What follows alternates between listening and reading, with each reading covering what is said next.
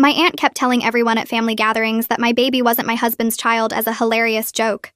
She went pale when I made her remember her funny crime. When our daughter Lily was born, she had bright red hair. Neither me nor my husband Daniel have red hair. I'm blonde, he's brunette. But my grandmother had red hair, and Daniel's grandfather did too. The pediatrician said it's completely normal. Happens all the time with recessive genes. Everyone understood this except my Aunt Beverly. At Lily's first family gathering when she was 3 weeks old, Beverly took one look at her and said, "Well, we know what happened here," while winking at everyone. I asked what she meant. She laughed and said red hair doesn't come from nowhere. Maybe I had some explaining to do. Daniel's face went tight, but he stayed quiet. My mom told Beverly to stop being ridiculous. Beverly said she was just joking. Couldn't anyone take a joke anymore? But she didn't stop. Every single family event, Beverly would make comments. At my nephew's birthday, she asked Daniel if he wanted a paternity test for Christmas. At Easter, she told my cousin that Lily looked just like the mailman. At the 4th of July barbecue, she asked me in front of 15 relatives if I wanted to confess anything. Each time she'd laugh and say she was kidding. But Daniel stopped coming to family events after the 3rd time. Said he couldn't listen to it anymore. My mother-in-law heard about Beverly's jokes from my cousin. She started asking questions. Was Daniel sure? Had we considered testing? She never said these things to me, only to Daniel. He told me she was concerned about him being naive. His brother started making comments too. Subtle at first, then more direct. Asking Daniel if he noticed Lily didn't have his nose. Pointing out she was tall for her age when both Daniel and I were average height. Daniel started looking at Lily differently. Not with suspicion exactly, but with questions. He'd stare at her features during feeding time. Compare her baby pictures to his. One night I caught him looking up DNA testing websites on his phone. He said he was just curious about ancestry stuff. Beverly thought she was being hilarious. So at Thanksgiving, she brought a 23andMe kit as a gift. Wrapped it in baby paper with a card that said, "For when you're ready for the truth." She announced to the whole table what it was. Said every family needed honesty. Daniel walked out, left me there with our baby and 20 relatives staring at us. I followed him to the car. He was crying. Said he hated himself for doubting, but the constant jokes were getting to him. That maybe we should do the test just to shut everyone up. I said if he needed a test after 3 years together and a planned pregnancy, then we had bigger problems than Beverly. We went home without eating dinner. Beverly texted me that night saying Daniel was too sensitive and couldn't handle a little teasing. That if I had nothing to hide, I wouldn't be so defensive. I didn't respond, but she kept going. Posted old pictures on Facebook of red-headed actors with captions like "Lily's real daddy." Tagged me in articles about recessive genes with laughing emojis and comments like "Sure, John." Started a group chat with female relatives asking if anyone else thought it was suspicious. My cousin told me Beverly was placing actual bets on when Daniel would leave me. The breaking point came at Lily's first birthday party. We'd only invited close family, made it clear Beverly wasn't welcome. She showed up anyway, brought a gift. When Lily opened it in front of everyone, it was a onesie that said, "Daddy's maybe" on it. The room went silent. Daniel stood up, took Lily, and walked to our bedroom. I heard the door lock. Beverly was laughing, saying we needed to lighten up, that she'd bought it as a gag gift, that everyone was too uptight these days. That's when I lost it. I told her she was a miserable woman who destroyed relationships for entertainment, that her 3 divorces made sense now, that even her own kids didn't talk to her and everyone knew why. She said I was being dramatic over a little joke. I said her joke was destroying my marriage. She said if my marriage was that weak, it deserved to be destroyed. My mom tried to intervene, but I wasn't done. I announced to everyone that Beverly had been spreading rumors for a year, that she'd placed bets on my marriage ending, that she'd made Daniel so paranoid he was looking at DNA tests, that this wasn't humor, it was cruelty. Beverly tried to leave, but I followed her to the door. Told her if she ever contacted us again, ever made another joke, ever mentioned my daughter's hair color, I'd tell everyone about the money she stole from Grandma's estate. Her face went white. Beverly's mouth opened and closed like she was trying to find words, but nothing came out. The living room behind me had gone completely silent. Not even the sound of someone shifting their weight or clearing their throat. I could feel every single relative staring at us, watching this moment play out like they were frozen in place. Beverly's hand gripped the doorframe and her knuckles went white against the wood. She tried to force a laugh, that same high-pitched sound she always made after her jokes, but it came out shaky and wrong. She waved her hand at me like I was being silly, and said something about how I was being so dramatic over nothing. Her voice cracked on the last word, and she took a step backward onto the front porch. I followed her and spoke loud enough that everyone inside could hear me clearly through the open door. I said we could discuss grandmother's missing $15,000 right here in front of everyone if that's what she wanted. I asked if she'd like to explain how grandmother's signature appeared on checks during the last 6 months when she couldn't even hold a pen anymore. Beverly's face went from white to red, and she shook her head fast while backing down the porch steps. She said I was a liar, and I was making things up to hurt her. I took another step forward and told her I had copies of every single forged check locked in my safe. She turned and practically ran to her car, fumbling with her keys and dropping them twice before getting the door open. Her tires squealed when she backed out of the driveway, and I watched her taillights disappear down the street before I turned around. My mother was standing right behind me when I walked back inside. She grabbed my arm and pulled me toward the kitchen while everyone else stood around pretending they weren't staring. Mom's face was tight and her voice came out in a harsh whisper, asking me what I was talking about with estate money. I leaned against the kitchen counter and told her the whole story. 2 years ago, when I was helping clean out grandmother's house, I found a folder of bank statements in her desk. The statements showed checks written in the last 6 months of her life, all made out to Beverly, totaling over $15,000. I'd seen grandmother try to write her name on a birthday card during that time, and she couldn't do it. Her hands shook too much, and the letters came out as scribbles. I told Mom I'd compared the signatures on the checks to grandmother's real signature from before she got sick, and they didn't match. Mom's hand went to her mouth, and she asked why I never said anything. I explained that grandmother had just died, and everyone was sad, and fighting over money seemed wrong when we'd just buried her. I said I kept the copies just in case, but hoped I'd never need them. Mom closed her eyes and took a deep breath before saying she believed me, and she was sorry I'd been carrying that secret alone. When we walked back to the living room, people were already gathering their things and heading for the door. Nobody looked at me directly. They all found reasons to study their phones or check on their kids or remember something they forgot in their car. The whole party cleared out in less than 20 minutes with people making awkward excuses about early mornings and long drives. Scarlett was one of the last ones to leave, and she pulled me into a tight hug before she walked out. She whispered right in my ear that it was about time someone stood up to Beverly. She said she was sorry she didn't say something sooner, that she should have told me about the betting pool weeks ago instead of waiting.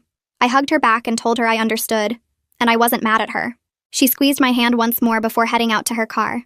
The house felt strange and quiet after everyone left, with half-eaten cake on plates and decorations still hanging everywhere.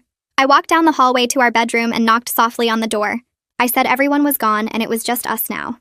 The lock clicked and Daniel opened the door slowly, moving carefully like he didn't want to wake the baby. Lily was asleep on his shoulder with her little hand curled against his neck and her red hair sticking up in every direction. Daniel's eyes were red and puffy, and I could see tear tracks on his cheeks. He didn't say anything, just stepped back to let me in before closing the door behind us. We sat on the bed next to each other, not touching at first, just watching Lily sleep between us on the blanket. Her chest moved up and down with tiny breaths, and she made little sounds in her sleep. Daniel and I sat there for what felt like forever, neither of us knowing what to say or how to start. Finally, he spoke in a voice that was barely above a whisper. He said he was sorry for doubting me, sorry for letting Beverly's poison get into his head, sorry for not defending me better to his family. I told him I was sorry too. Sorry I let it go on so long before I fought back. Sorry I didn't shut Beverly down the first time she made a joke. We sat in silence for another few minutes before Daniel reached over and took my hand. That night, after we put Lily in her crib and turned on her nightlight, Daniel sat on the edge of our bed and told me something that made my stomach drop. He said he'd actually made an appointment for a DNA test next week at a lab downtown. His voice shook when he talked and he couldn't look at me. He said he felt disgusted with himself for even considering it, but Beverly's constant comments had gotten so deep into his head that he couldn't stop the doubts from creeping in. He said he'd lie awake at night looking at Lily's red hair and wondering, hating himself for wondering but unable to stop. He told me he'd been planning to go alone without telling me, just to get the test done and prove to himself that he was being crazy. I sat down next to him and put my hand on his back. I told him I understood why he felt that way, and I wasn't angry at him. I said if taking the test would give him peace and kill the doubts Beverly planted, then we should do it together. Daniel's face crumpled and he started crying, really crying in a way I'd never seen before. He put his head in his hands and his whole body shook. He said he didn't want to be the kind of husband who needed proof, didn't want to be the kind of father who looked at his daughter and questioned if she was really his. He said he loved Lily more than anything in the world, and he hated that Beverly had made him doubt something he knew in his heart was true. I held him while he cried and told him it was okay, that we'd get through this together. We talked for another hour about what to do and finally decided together that we'd do the DNA test. Not because either of us actually doubted the results, but because we needed to kill the poison Beverly had planted once and for all. We needed something concrete that Daniel could look at when the doubts crept in at night, something that would shut down any future comments from anyone.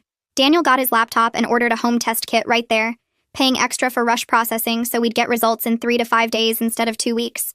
We both felt sick about needing to do it, but also relieved that we'd finally have proof we could point to. My phone rang early the next morning while I was making coffee. Mom's name showed up on the screen and I almost didn't answer, but I figured I should get it over with. She started talking before I even said hello, her voice tight and angry. She said Beverly had been blowing up her phone since last night, claiming I was trying to destroy her reputation with lies. Beverly was telling everyone in the family that I'd made up the whole estate theft story to get revenge for her jokes.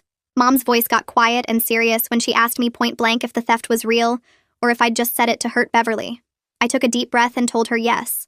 It was completely real, and I had copies of all the forged checks in my safe deposit box at the bank. I said I could show them to her anytime she wanted to see proof. An hour later, my phone rang again, and Dad's name showed up. I picked up, and he didn't even say hello, just asked why I never told him about the theft. His voice sounded tight and angry in a way I'd never heard before. I took a breath and explained that grandmother had just died when I found those forged checks. Everyone was grieving and falling apart. I didn't want to tear the whole family into pieces over money when we'd already lost her. The funeral had been hard enough without adding accusations and police reports. Dad went quiet for a minute, and I could hear him breathing on the other end. Then he said he understood I was trying to protect everyone, but Beverly had been using my silence like a shield to hurt my family for a whole year. He told me he was going to handle Beverly himself now, and I should just focus on fixing things with Daniel. He said not to worry about the family drama anymore because he'd take care of it. We hung up, and I sat there staring at my phone, feeling weird about the whole thing. Part of me felt relieved that Dad believed me and was stepping in. Another part felt guilty for keeping the theft quiet for so long. That afternoon, my phone rang again, and this time it was Kayla, Daniel's mom. My stomach dropped when I saw her name because I figured she was calling to yell at me or defend Beverly somehow. But when I answered, her voice sounded small and shaky. She said she needed to apologize for questioning Daniel about paternity. She told me she realized now that she let Beverly's gossip get into her head and change how she saw things. She said she was ashamed that she doubted her own son and made him feel like he needed to prove something. She kept saying she was sorry over and over. I told her it was okay, and that I understood how Beverly's constant comments could mess with people's heads. We talked for a few more minutes, and she asked if she could come visit Lily soon. I said yes because I could tell she really meant the apology.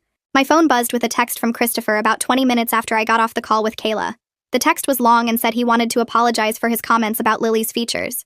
He admitted he was just repeating stuff he'd heard other family members saying at gatherings. He wrote that he never actually believed any of it and felt terrible for joining in. He said he should have stood up for us instead of making Daniel feel worse. I texted back that I appreciated him saying that, and it took guts to admit he was wrong. 2 days later, we did the DNA test. Daniel opened the kit at the kitchen table while Lily played with blocks on the floor. The instructions said to swab the inside of the cheek for 30 seconds. Daniel did his first, rubbing the long cotton swab against the inside of his mouth while watching the timer on his phone. Then I held Lily still while he did hers, which was harder because she kept trying to grab the swab and bite it. We got enough cells, though, and sealed both swabs in their separate tubes. The kit came with a prepaid shipping envelope, and we walked to the post office right away to send it overnight. The lady behind the counter scanned it and said it would arrive tomorrow. The waiting period was 3 to 5 business days after they got it. Walking back to the car, Daniel grabbed my hand and squeezed it hard. Neither of us said anything, but I knew we were both thinking the same thing. Every hour was going to feel like torture, even though we both knew what the results would say. 3 days into the waiting period, I got an email notification on my phone. Beverly's name popped up in my inbox, and my hands started shaking before I even opened it. The email was long, maybe 10 paragraphs, and she called me vindictive and cruel in the first sentence. She claimed the estate situation was just a misunderstanding, and I was using it to manipulate the whole family against her. She wrote that I'd always been jealous of her close relationship with grandmother, and that's why I was making up lies now. She said I was a terrible person for destroying family bonds over a joke that was meant to be funny. The email went on and on about how I was too sensitive and couldn't handle teasing. She accused me of turning everyone against her because I wanted attention and sympathy. By the end, she was saying I'd regret using lies to hurt her. I read it twice and felt my face getting hot with anger. I didn't write back to Beverly. Instead, I just hit the forward button and sent the whole email to Dad without adding any comments. He replied in less than 5 minutes. His message said he'd already contacted the estate lawyer that morning, and they were pursuing legal action against Beverly. He wrote that Beverly was no longer welcome at any family gathering he hosted, and he'd made that clear to everyone. He told me to block her number and email so she couldn't contact me anymore. I did exactly that. The next day, Scarlett called while I was folding laundry. She asked how I was holding up after everything that happened at the party. I told her I was okay, just waiting on the DNA results and trying not to think about Beverly. Scarlett got quiet for a second and then said she needed to tell me something. She revealed that Beverly had actually gotten 5 other relatives to put money in the betting pool about my marriage ending.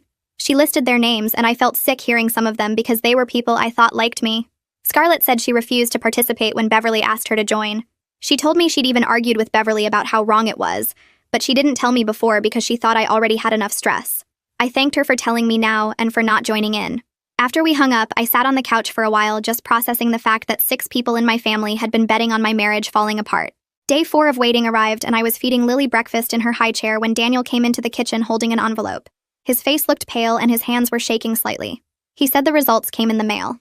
I put down Lily's spoon and watched him open the envelope slowly, like he was scared of what might be inside even though we knew. He pulled out the paper and stared at it for what felt like a full minute without moving. Then he turned it around to show me. The paper had official letterhead at the top and a bunch of technical language I didn't understand. But right in the middle in bold letters it said, 99.9% probability of paternity. Daniel's eyes filled up with tears and so did mine. We just stood there in the kitchen crying while Lily banged her plastic spoon on her tray and babbled at us. Daniel came over and hugged me so hard I could barely breathe. Neither of us said anything for a long time. That afternoon, Daniel disappeared into the garage for about an hour. When he came back in, he was holding a simple black frame he'd bought at the store. He'd put the DNA results inside it. I asked him what he was doing, and he said he wanted to hang it in Lily's nursery. I thought that was kind of weird at first, like who frames a paternity test? But he explained that he wanted a reminder of how close he came to letting someone else's poison destroy his family. He said every time he walked into her room and saw that frame, he'd remember what we survived together and how we didn't let Beverly win. We hung it on the wall next to the growth chart, and Daniel stood there looking at it for a long time. I put my arm around his waist and leaned against him. The frame looked strange hanging there with all the cute baby decorations around it, but I understood why he needed it there. 2 days later, my mom called while I was doing dishes and asked if we'd come to Sunday dinner at their house. She said she needed to see us and promised Beverly wouldn't be there. Her voice sounded tired and sad when she told me she was heartbroken about everything that happened, but she believed me about the estate theft. She said I did the right thing finally using that information to protect my family. I told her we'd come, and she sounded relieved. That Sunday, we drove to my parents' house with Lily in her car seat, babbling the whole way. Daniel seemed nervous and kept adjusting his grip on the steering wheel. When we walked in, about a dozen relatives were already there, sitting around the dining room table. My dad stood up as soon as he saw us and hugged me tight. Then he asked everyone to sit down because he had something important to say. The room got quiet and people stopped passing dishes around. Dad cleared his throat and announced that he'd filed a formal complaint with the police about the forged checks Beverly wrote from grandmother's accounts. Several cousins gasped, and my Aunt Sarah put her hand over her mouth. But my uncle nodded like he'd been expecting this, and Scarlett reached over to squeeze my hand under the table. Dad said he had copies of everything, and the police were taking it seriously. My mom started crying quietly, and Daniel put his arm around my shoulders. The next afternoon, I was folding laundry in the living room when my phone rang from a number I didn't recognize. I answered it and heard a woman crying so hard she could barely talk. She said her name, and I realized it was Beverly's daughter calling me. She begged me to drop the theft charges and said her mother made a mistake but didn't deserve to go to jail. I sat down on the couch because my legs felt shaky. I told her as gently as I could that I wasn't pressing charges. My father was, and it was out of my hands now. She kept crying and said her mom had problems, but she was still her mom. I said I understood that. But Beverly had a whole year to stop attacking my family, and she chose to keep going. Beverly's daughter said I was being cruel and hung up on me. I sat there holding the phone for a while, feeling sick to my stomach even though I knew I'd done nothing wrong. That night after Lily went to bed, Daniel and I were sitting on the couch watching TV when he muted it suddenly. He turned to me and said he thought we should start seeing a marriage counselor. My stomach dropped because I worried he was going to say he wanted a divorce. But he explained that the DNA test proved biology and genetics, but it didn't automatically fix the fact that he doubted me for months. He said those doubts did damage and we needed help working through it. I felt relieved and scared at the same time. I told him I thought that was a good idea, and he squeezed my hand. He'd already looked up a few counselors who specialized in family issues and trust problems. We made an appointment for the following week. The first counseling session felt awkward from the moment we sat down on the therapist's couch. The counselor was a woman in her 50s who asked us to explain why we were there. Daniel started talking and admitted he felt ashamed of his doubts about Lily's paternity. His voice cracked when he said he hated himself for letting Beverly's poison get into his head. Then it was my turn, and I said I resented him for not defending me more strongly to his family. I told the counselor I felt alone dealing with Beverly's attacks, while Daniel stayed quiet or avoided family events. The counselor listened to both of us and said these were completely normal feelings after what we'd been through. She explained that trust damage takes time to heal, and we shouldn't expect everything to be fixed immediately, just because we had proof. She gave us some exercises to do at home about communicating our feelings without blaming each other. When we left, I felt exhausted, but also a little hopeful. 2 weeks after the birthday party disaster, Daniel got a text from Beverly's husband asking if we could all sit down and have a conversation. Daniel showed me the message and asked what I thought. I said absolutely not, but it was his decision too. Daniel texted back that Beverly wasn't safe for our family right now and we needed space. His hands were shaking while he typed it. Beverly's husband sent back a long message saying Beverly was struggling and felt terrible about everything. Daniel turned his phone off without responding. He told me he was done making excuses for people who hurt us. I hugged him and told him I was proud of him for setting that boundary. 3 days later, my dad called me in the middle of the afternoon sounding angry. The estate lawyer had contacted him with new findings about Beverly's theft. She'd actually taken closer to $22,000 over 6 months, not the $15,000 I'd originally found. The lawyer showed my dad bank records proving Beverly had been systematically draining grandmother's accounts while claiming to help with her bills. She'd forged grandmother's signature on checks and made electronic transfers to her own account. My dad said he felt sick knowing his own sister had stolen from their dying mother. He told me the police were treating it as a serious felony case now because of the amount. I didn't know what to say, so I just listened while he talked through his anger and sadness. Over the next few days, several relatives who'd been in Beverly's betting pool started sending me awkward apology texts. One cousin said she thought it was just a harmless joke and didn't realize how much damage it was causing. Another aunt texted that she felt terrible and wanted to make it right. I read each message but didn't respond to most of them. I was still too angry that they'd participated in something so cruel. Even if they claimed they thought it was harmless, they'd been betting actual money on my marriage falling apart.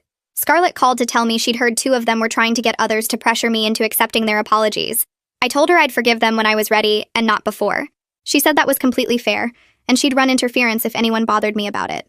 By our fourth counseling session, Daniel and I had made some progress but hit a wall during one discussion. The counselor asked Daniel what was holding him back from fully trusting again. He got quiet for a long time, and then finally admitted he'd been struggling with feeling like a fool. He said everyone must think he's stupid for not seeing through Beverly's lies sooner. The counselor leaned forward and told him that being manipulated by a sustained campaign of lies doesn't make him stupid. She explained that Beverly had been deliberately and systematically working to destroy his confidence over more than a year. She said falling for manipulation makes him human, not foolish, especially when it came from family he was supposed to trust. Daniel started crying and I reached over to hold his hand. That session felt like a real breakthrough because he'd been carrying that shame silently. At the end of that same session, the counselor turned to me and asked if there was anything I felt guilty about. I hesitated because I didn't want to admit it out loud. But finally, I confessed that part of me had enjoyed threatening Beverly with the estate information. I said I felt guilty about using what felt like blackmail tactics, even though she deserved consequences for what she'd done. The counselor nodded and said it was completely okay to have complicated feelings about standing up for yourself. She told me that using information to protect my family from ongoing harm wasn't the same as blackmail for personal gain. She said I could acknowledge that standing up to Beverly felt good, while also recognizing it wasn't my proudest moment. That helped me feel less conflicted about the whole confrontation. The next week, my mom showed up on Tuesday morning with grocery bags and a determined look on her face. She said she'd be coming over every Tuesday from now on to spend time with Lily and help around the house. I started to protest, but she held up her hand and told me she needed to do this. She unpacked the groceries while Lily played with blocks on the kitchen floor. Mom picked up Lily and sat on the couch with her, just watching her stack the blocks and knock them down. After about 20 minutes of this, Mom looked at me and said she'd been thinking a lot about Beverly's comments from the beginning. She admitted she'd told me to ignore Beverly at that first gathering when Lily was only 3 weeks old. Mom said she wished she'd shut Beverly down harder right from the start, instead of treating it like harmless family nonsense. She told me she'd spent years trying to keep peace in the family by minimizing problems, and she was done with that approach. I sat down next to her and told her I understood why she'd reacted that way.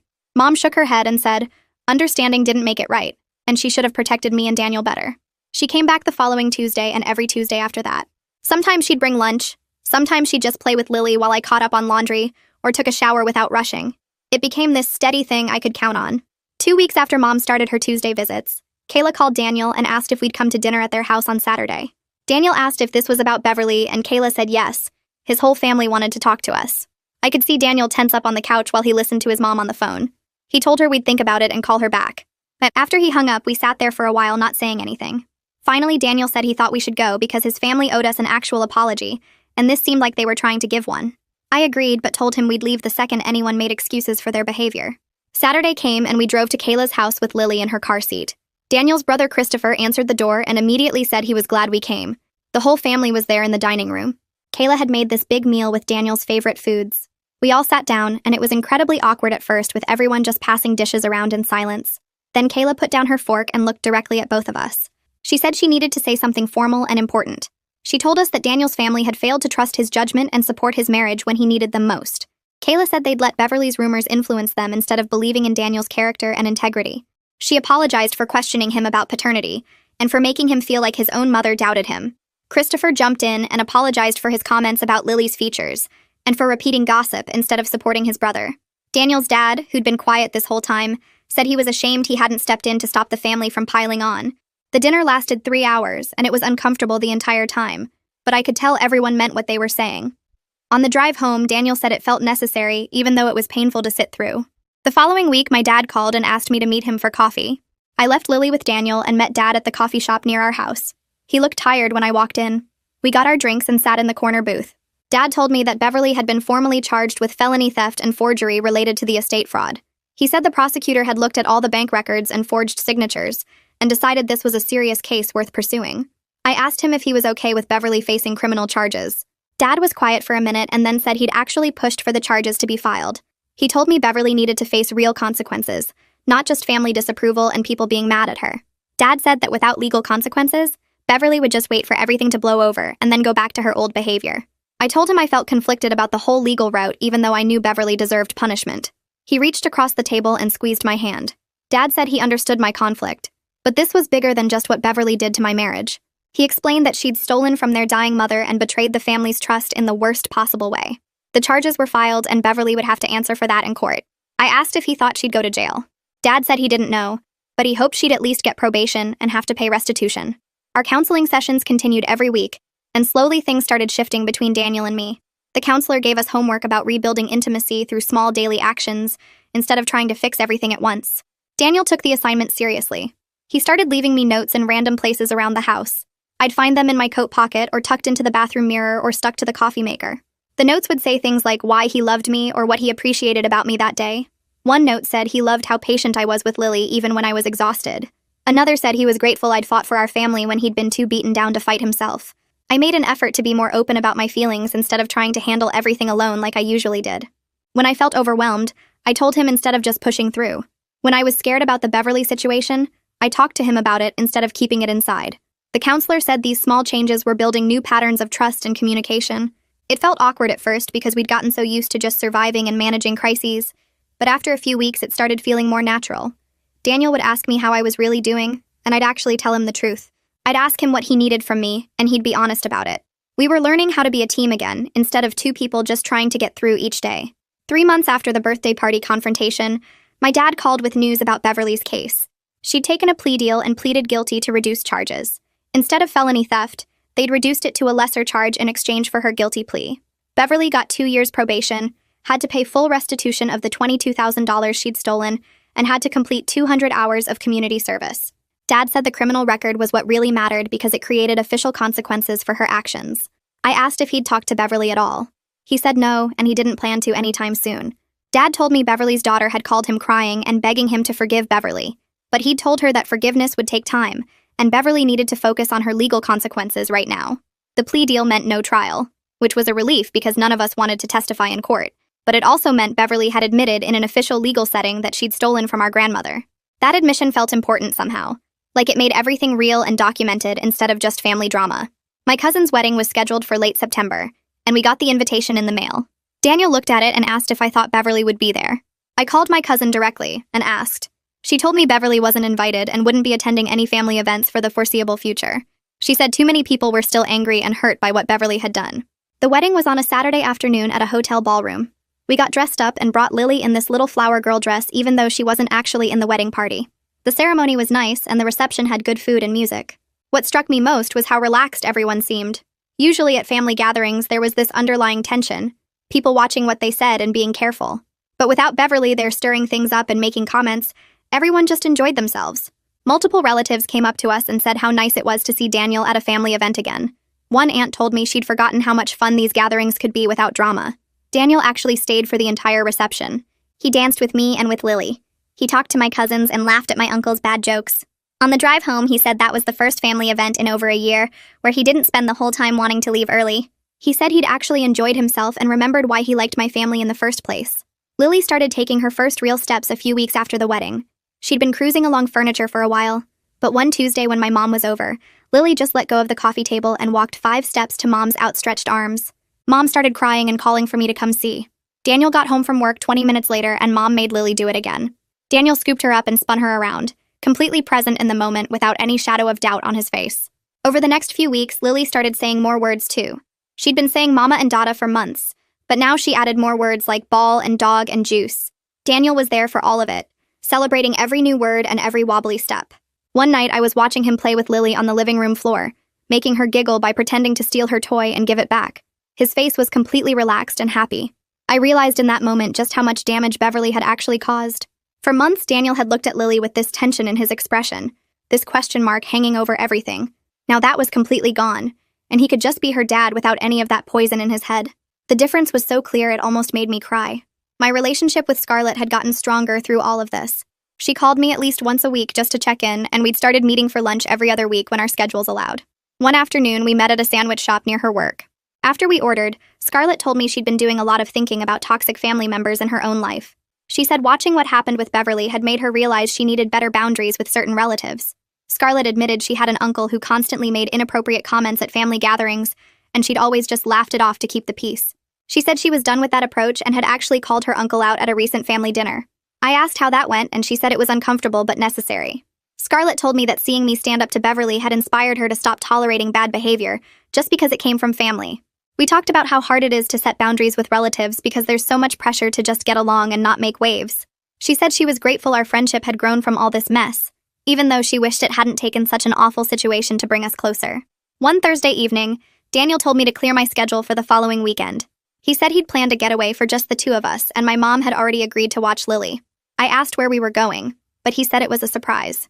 Friday after work, we packed overnight bags and drove 2 hours to a bed and breakfast in the mountains. The place was small and quiet with a view of the valley. Daniel said he'd been planning this for weeks because we needed time to remember who we were as a couple, not just as parents defending their family from attacks. We checked in and went to dinner at a little restaurant in town. It felt strange at first being without Lily, like we'd forgotten how to just be Daniel and me. But by the time dessert came, we were actually relaxing and talking about things that had nothing to do with Beverly or family drama or legal cases. We talked about places we wanted to travel someday, and books we'd been meaning to read. We remembered inside jokes from when we first started dating. That night at the bed and breakfast, we stayed up late just talking in a way we hadn't in years. Saturday morning, we had breakfast on the porch and then went for a hike on one of the trails near the inn. The fall leaves were changing colors and the air was cool and clear. About halfway through the hike, we sat on a bench overlooking the valley. Daniel started talking about his dad and how his father had always avoided conflict no matter what.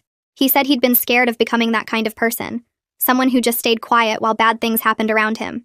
Daniel told me he felt like he'd almost become his dad during the whole Beverly situation, just withdrawing and hoping it would go away instead of fighting back. I told him about my own fears of being walked over the way my mom sometimes was in family situations. I admitted I'd always seen my mom as someone who prioritized peace over standing up for herself, and I'd been terrified of becoming that person. We talked about how we both came into this marriage carrying our parents' patterns and fears. Daniel said the counseling had helped him see that he could choose to be different, that he didn't have to repeat his father's mistakes. I said I'd learned I could set boundaries and fight for my family without becoming bitter or cruel like Beverly. We sat on that bench for over an hour having the most honest conversation we'd had in years. Daniel held my hand and told me he was scared sometimes that he'd damaged our marriage too much with his doubts. I told him I was scared too, but I believed we could build something stronger than what we had before. We hiked back to the inn and spent the rest of the day just being together without any agenda or pressure. Sunday morning, we drove home feeling more connected than we had in months. Our counselor smiled when we told her about the weekend trip at our next session. She said we'd done the hard work of not just surviving a crisis, but actually using it to build something stronger than what we had before.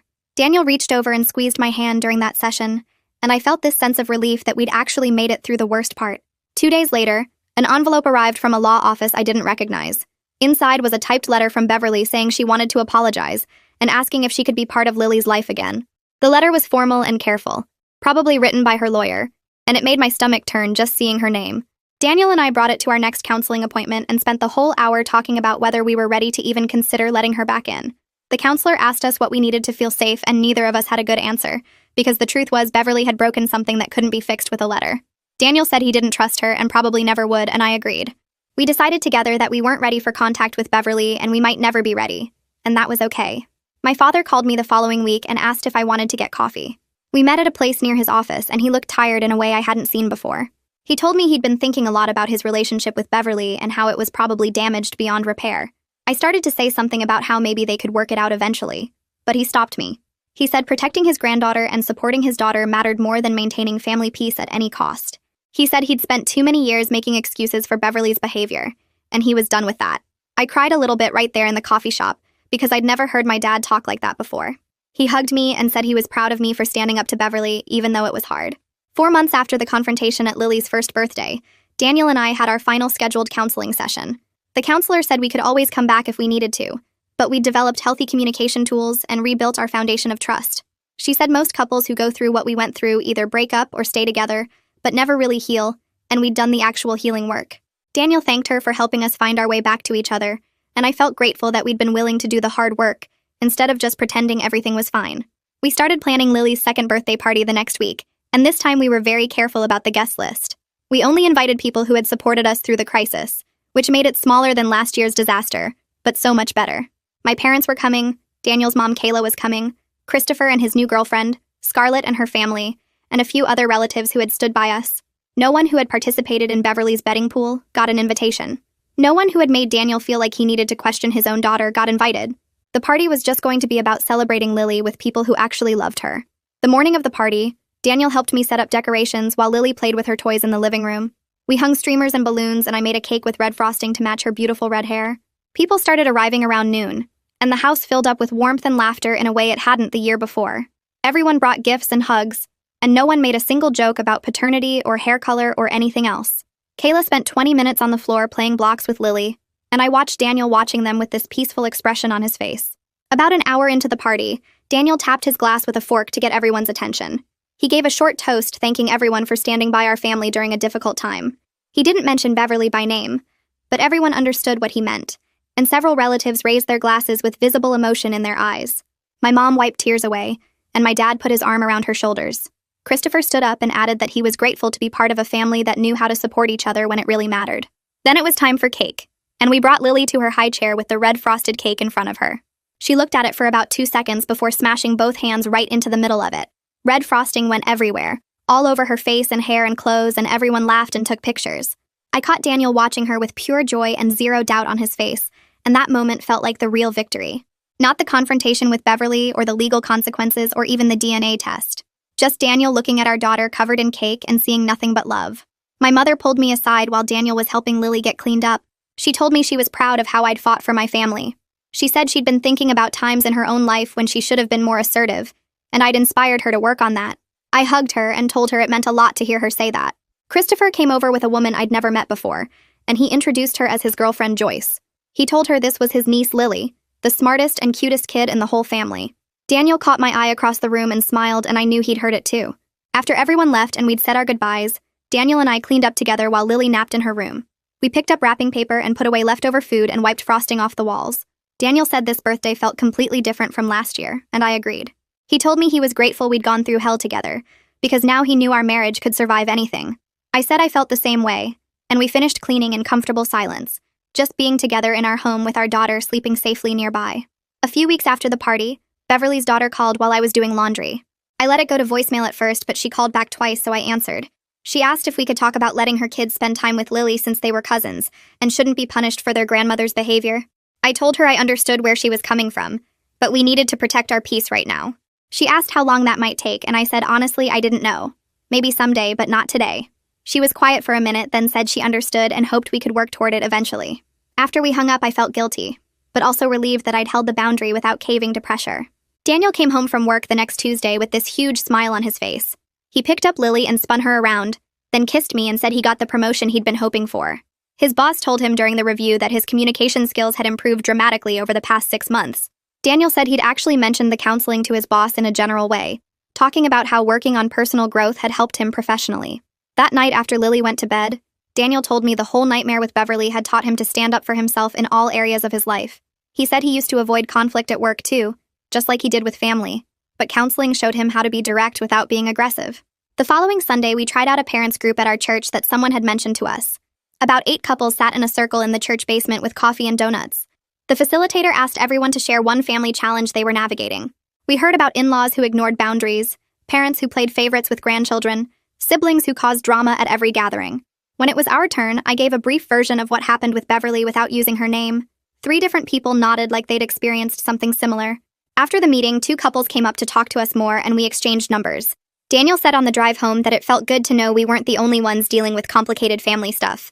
My parents invited us over for dinner a few days later. Dad grilled burgers while Mom and I made salad and Lily played in their backyard. Over dinner, Dad brought up Beverly without me having to prompt it. He said he'd been thinking a lot about how he handled things over the years. He told me he wished he'd addressed Beverly's behavior a long time ago instead of staying silent and enabling it. Mom agreed and said she felt the same way, that they'd both chosen peace over protection. I told them I understood why they did it, that confronting family is hard. Dad said watching me stand up to Beverly showed him it was possible to set boundaries without destroying yourself in the process. The conversation felt different from our usual surface-level small talk, more honest and real. I ran into one of the relatives who'd been in Beverly's betting pool at the grocery store the next week. She was in the produce section and saw me before I saw her. She walked over looking nervous and said she'd been hoping to talk to me. She apologized again for participating in the betting pool. said she felt terrible about it. This time, instead of walking away, I actually listened. I told her I accepted her apology and hoped she learned something about how gossip that seems harmless can actually destroy people. She nodded and said she definitely had, that she'd been thinking about it constantly. We talked for a few more minutes and it wasn't comfortable, but it felt necessary. That evening, Daniel and I were cleaning up after dinner when he brought up the idea of having another baby. I stopped loading the dishwasher and looked at him. He said he'd been thinking about it for a while and felt like we were in a good place now. For the first time since Lily was born, I wasn't immediately worried about what color hair another baby might have or what anyone might say. I told Daniel that and he grinned. He said he hoped they had red hair too, just to make a point. We both laughed and agreed we'd start trying in a few months once we felt completely ready. Christmas came and a card arrived in the mail with Beverly's return address. Daniel brought it in from the mailbox and we both stared at it on the kitchen counter. He asked if I wanted to open it and I said no. We'd talked about this in counseling, about how any contact with Beverly had to be on our terms and timeline, not hers. We weren't ready yet and might never be ready. Daniel put the card in a drawer unopened and we went on with our day. Kayla started coming over every Thursday evening to watch Lily while Daniel and I went to dinner or just took a walk. She'd arrive with little gifts for Lily and spend hours playing with her on the floor. One Thursday, she stayed after we got home and asked to talk to me privately. We sat in the kitchen while Daniel gave Lily a bath. Kayla told me she was ashamed of how she'd acted when Beverly first started spreading rumors. She said she was grateful I was giving her another chance to be part of Lily's life. I told her I appreciated the apology and that watching her with Lily now showed me she'd genuinely changed. Our anniversary fell on a Saturday in January. Daniel had planned a nice dinner at home after Lily went to sleep. He cooked my favorite meal and we ate by candlelight at our dining table. After dessert, he pulled out a small wrapped box. Inside was a necklace with Lily's birthstone hanging from a delicate chain. He said this past year had taught him that I was the strongest person he knew. I told him that standing up to Beverly had been terrifying, but knowing he had my back made it possible. We sat together on the couch afterward, just holding hands and talking about how far we'd come. The next weekend, we drove to the cemetery where my grandmother was buried. It was cold and gray, but not raining. We bundled Lily up in her winter coat and walked across the grass to grandmother's headstone. Daniel held Lily while I told grandmother about her great-granddaughter who had her beautiful red hair. Lily reached out and touched the cold stone with her little hand. Daniel held my other hand the whole time, and I felt like grandmother would be proud of how we'd protected our family. We stayed for a few more minutes, then walked back to the car with Lily between us, each of us holding one of her hands while she tried to jump over puddles. 6 months later, my dad called while I was folding laundry in the living room. He said Beverly was moving to another state to live near her daughter, and he thought it was probably for the best. I asked if he'd talked to her, and he said no. He'd heard it through my uncle. Dad said the family gatherings had been much healthier without her there, and everyone seemed more relaxed.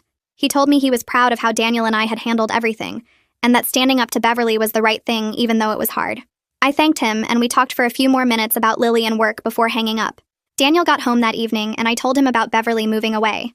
He nodded slowly and said good, that maybe now his family could stop walking on eggshells wondering if she'd show up somewhere. We decided to celebrate our progress by going out that weekend, just the two of us. Kayla agreed to watch Lily on Saturday night, and we drove to our favorite restaurant downtown. We made a rule before we even sat down that we wouldn't talk about Beverly or any family drama at all. Daniel ordered wine, and we spent the whole dinner laughing about silly things like the weird guy at his office who microwaves fish every day, and the time I accidentally dyed my hair orange in college. He told me about wanting to take Lily camping next summer, and I reminded him about the time he got lost on a marked trail for 3 hours. We held hands across the table, and I felt like we were dating again instead of just surviving together. On the drive home, Daniel said he felt like we'd finally moved past survival mode into actually thriving, and I agreed completely. The next Tuesday, I was making lunch when my phone buzzed with a text from Scarlett. She'd sent a photo of Lily playing with her kids at a family picnic I'd missed because of work. Lily was laughing in the grass with her bright red hair catching the sunlight, and Scarlett's caption said, "Look at this beautiful red-headed angel." I stared at that message for a long time because it was such a simple thing, but it meant everything. A year ago, people were questioning whether Lily was even Daniel's child, and now everyone was celebrating exactly who she was. I saved the photo and showed it to Daniel when he got home. That night after dinner, I rocked Lily in her nursery while she fought sleep like she always did. I watched her red curls stick to her forehead and thought about how this whole nightmare had actually brought Daniel and me closer together. We'd learned to protect our family fiercely and stand up against people who tried to hurt us. We were genuinely happy now in a way that felt solid and real. Our marriage was stronger than it had ever been because we'd been tested and came through it together. Lily was growing up surrounded by people who loved her unconditionally for exactly who she was. I kissed her forehead as her eyes finally closed and realized that sometimes the best outcome isn't perfect justice or fairy tale endings. Sometimes it's just peace and healing and a family that learned to stand together against toxicity.